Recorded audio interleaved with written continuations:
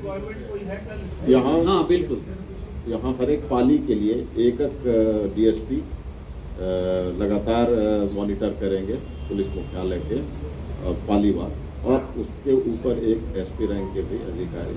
आज order DG sir की तरफ से हम लोग बना लिए हैं, निकलेगा जैसे होली में हुआ था। सर डीजे कंप्लीट बैन है या फिर असली गानों पर बैन है? हाई वॉल्यूम स्पीकर एक्ट है, नॉइज पोल्यूशन का धारा है, बिल्कुल है, प्रदूषण जब्त होती है स्पीकर। अगर डीजे में स्पीकर वैसे लगे हुए हैं भोपू, तो डीजे भी जब्त होगी, अलग से तो उसको हटाया नहीं जाएगा। और डीजे अगर रोड पर खड़ी है तो आज उठ भी जाएंगे जितने डीजे की गाड़ियां अगर अतिक्रमण की हुई है।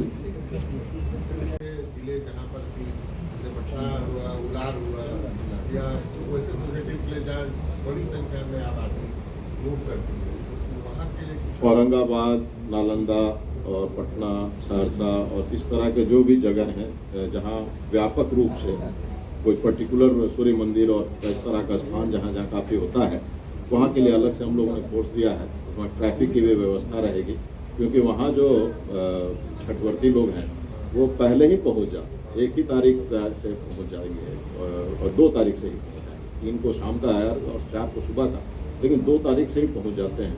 तो वो सभी व्यवस्था जिला प्रशासन उसको कर रहा है। सभी जगह लाइटिंग की भी व्यवस्था है, वो सब रात में और शाम का जो है वो सब चीज़ के लिए निर्देश दिया गया है। डीएम साहब लोगों को भी निर्देश दिया गया है और वो सब कर भी रहे हैं।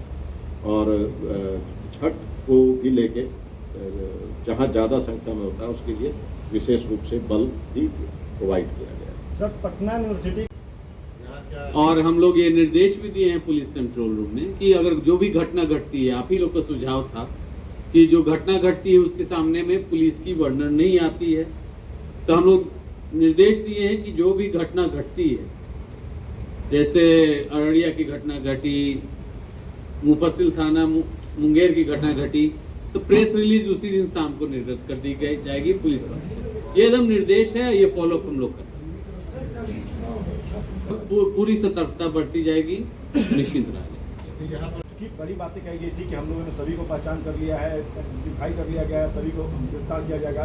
इसमें क्या कार्रवाई हुई है, एक्शन क्या हुआ है? 12 केसेस ऐसे थे जो होली के पूर्व बाद में, होली के दिन 13-14 को घटे थे। 90% लोग जो चिन्हित थे गिरफ्तार कर लिए गए हैं।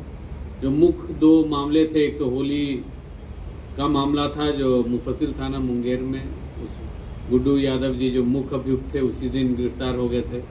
भागने की कोशिश किए तो उनको फिर चोटें आई पकड़ने में। दूसरा जो घटना था उसके पूर्व अमन यादव को गिरफ्तारी के लिए छापामारी की गई थी अररिया में, उनको छुड़ा लिए गए थे, उसमें भी गिरफ्तारी हो गई। इस संबंध में यही बताना चाहेंगे कि हमारे महानिदेशक महोदय खुद मॉनिटर कर रहे हैं। 1 महीना का समय दिया गया है चार्जशीट करने के लिए, और हम लोग ने अपने न्यायिक सलाहकार से मिले हैं, एजी साहब से भी मिले हैं, और वो आश्वासन दिए हैं कि 12 कांडों का स्पीडी ट्रायल। सर अभी छठ को लेकर हो गई, लेकिन मामला अभी भी शांत नहीं हुआ, अभी भी उपद्रव हो रहे हैं। एक लड़की कैंडिडेट जो है वो खुलेआम बोल रही है कि चाहो तो मुझे गोली मार दो, मैं डरने वाली नहीं।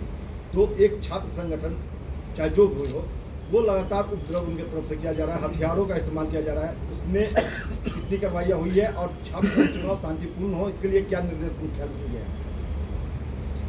सर ये पटना जिला प्रशासन जिसमें पुलिस भी आती है, उन लोगों को द्वारा मॉनिटरिंग की जा रही है। एक वुमेंस कॉलेज के सामने घटना घट गया, वहाँ पर एक्सपेक्टेड नहीं था, इसलिए बल पहले से नहीं थी मौजूद।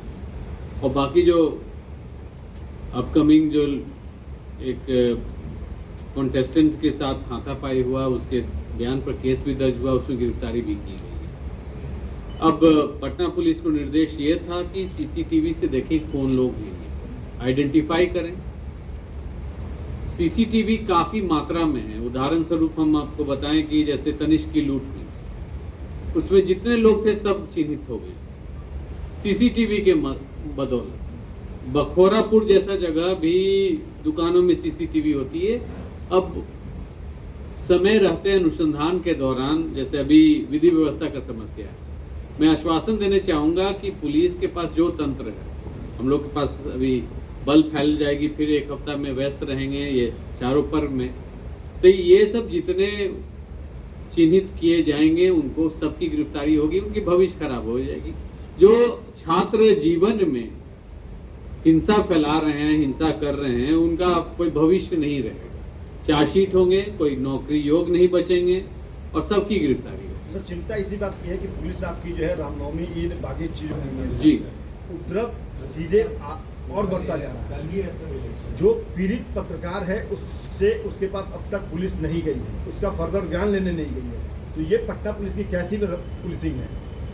आज इसको फिर हम लोग रिव्यू करेंगे। आपने जो बताया हर बिंदु पर रिव्यू करेंगे कि उनका बयान पर क्यों एफआईआर अगर नहीं हुआ है, किसके बयान पर एफआईआर हुआ है, उनका आज पुनः बयान लेके, और सीसीटीवी फुटेज ऐसे हम निकलवा लिए हैं।